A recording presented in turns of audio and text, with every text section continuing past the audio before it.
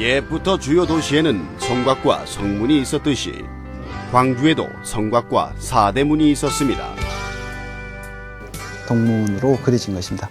원래 동문의 정식 명칭은 서원문이었습니다. 지금으로 따지자면은 전남여고 후문 네거리에 있었던 성문입니다. 그 다음에 그 건너편에 서문입니다. 서문의 정식 이름은 광리문이었습니다. 여러분이 잘 아시는 황금동 콜박스 네거리가 바로 이 서문 자리였습니다. 그리고 남문이 보입니다. 남문은 정식 이름이 진남문이었습니다. 지금 그 터는 많이 지금 그 변형이 돼서 찾을 길이 없습니다만 예전 대성학원 앞 작은 네거리가 남문터였다고 생각하시면 되겠습니다. 그리고 그 건너편에 그 북문의 정식 이름은 공북문이었습니다. 우리 모두가 잘 아는 충장파출소 앞 작은 네거리가 바로 그 북문터입니다. 축성 시기는 대략 14세기 말엽인 고려 말에서 조선 초로 추정되고 있으며 축성의 이유는 왜구의 침입을 방어하기 위해서였다고 합니다. 실제로 그 시기에 서남해안 일대에 왜구들의 노략질이 잦았으며 광주 지역까지 침입해 들어왔다는 기록이 있습니다. 성의 높이는 약 2.5에서 3m 정도로 추정되며 성곽 주변은 해자라고 불리는 물길이 휘돌아 흘렀습니다.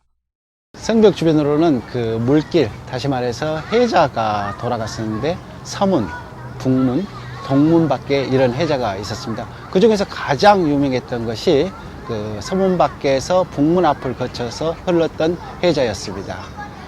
그 해자는 최종적으로 그 경양방죽으로까지 이어졌었습니다. 동문 밖은 1960년대까지는 허허 벌판이었다고 합니다. 또한 침수가 빈번하여 홍수를 다스리는 신에게 장승이 되어 보호해달라는 기원을 담았다는 일화나 유적들이 많습니다.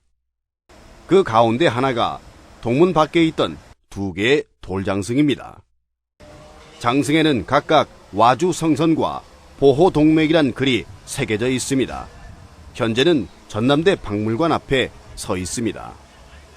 그 가운데 와주 성선이라는 말은 중국 고대의 홍수를 다스리던 여신인 여와의 힘을 빌어서 동문 밖의 홍수를 막아달라는 뜻을 갖고 있고요. 보호 동맥이란 말은 동문 밖에 이렇다 할 산이 없는데 그 역할을 이 장승이 해주었으면 하는 그런 바람을 담고 있습니다. 그렇다면 동문은 어떤 길로 연결되어 외부와 소통을 하였을까요? 그럼 옛길을 걷는 기분으로 동문 밖 도로를 따라가 볼까요? 동문 밖 일대는 경양방주까지 이어진 동계천이 유유히 흐르고 있었고 암행어사가 제일 먼저 들렀던 경양역이 있었다고 합니다. 다산 정약용 선생이 1770년대에 이 경양방죽 앞 뚝길을 지나간 적이 있었습니다. 이것은 당시 화순 현감으로 있던 아버지를 뵙기 위해서 간 여정의 일부였는데 그때 경양방죽의 그 넓은 그 규모에 대해서 참여한 한 편의 시가 지금까지 남아 있습니다. 자, 그럼 다산의 시 한 편을 감상해 보도록 하겠습니다. 경양방죽을 지나며 다산 정약용. 온갖 잡목 우거져 관로를 뒤덮고 영루 가까이엔 꽃다운 연못 하나 있네. 얼굴 비치도록 맑은 방죽물은 아득히 깊고 저녁 구름은 두둥실 그 위를 떠가네. 대수불창에 말을 몰기 여의치 않을지언정 연꽃 만발해 뱃놀이 하기엔 제격일세. 위대한 손관계의 힘이여 일천이랑 논에는 물결이 출렁이네. 당시 경양역에 딸린 논밭은 지금의 우산동, 풍양동, 중흥동 일대에 걸쳐 70만 평에 달했으며 18세기 경양마을의 인구는 약 1700여 명이었다고 합니다.